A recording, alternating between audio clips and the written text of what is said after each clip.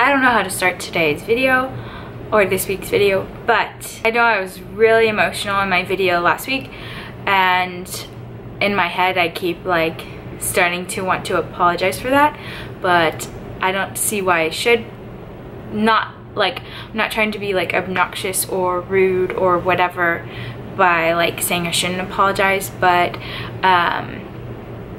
I don't see why we should hold in our emotions and how we feel. But some of you were concerned and my video was misinterpreted, and that was that's what happens when you share how you feel and you talk. I'm sorry for any confusion. I will apologize for that. So with Valentine's Day so near and everyone like making plans to celebrate love and with their loved ones or their kids or their family or whatever, I just wanted to share some things that have been rummaging through my mind recently. I'm reading from my journal, and what I usually write in here is stuff from devotionals or books I'm reading or quotes I find. But when I'm journaling to myself, I don't usually write where it's from or anything like that unless it's a Bible verse. So if I quote something and don't tell you where it's from, I'm so sorry. But anyways, so this I know is from a devotional I've been doing. Words, whether positive or negative, will rest on our hearts, penetrate our minds, and take root in our very beings.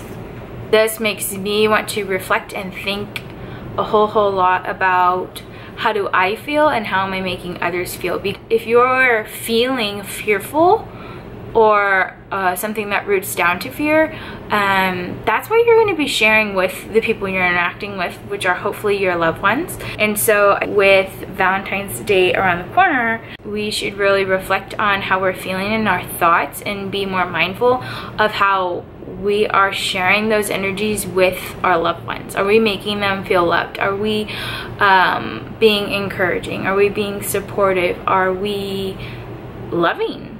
Are we loving? Are we kind? Like, how do you make people feel? Because really that's how you feel. Like, you're sharing that. Leaving our fears is a choice we're making, or that we made. Whenever you become aware and you witness your fear, you have to be willing to see your situation differently and to find the love in that situation or in your life. What journey are you on? What are you struggling with? What are you learning? What can you be grateful for right now? And really, whenever we look our fears head on, we're kind of like, okay, how likely is this to actually happen? And usually it's not very likely. I just want to encourage you to pray and believe that what you're asking for, if you're asking for God to take away your fears or to take away like a feeling of anxiety or depression or what have you, but when you pray, believe that you have received that, and you will. Mark 11:24. Pray and believe that you've received it and it will be yours. Like, that is very powerful. I'm just trying to encourage you to think about, how do you feel? How do you want to make your loved ones feel? How do you want to be remembered? Because people will remember how you make them feel. So I encourage you to be a light and to be love and to be kind. I guess that's all I have for now. Hopefully there's something in this 8-minute talk that I can use, but if not, I will redo this tomorrow with better notes, since I'm just kind of like flipping through my journal.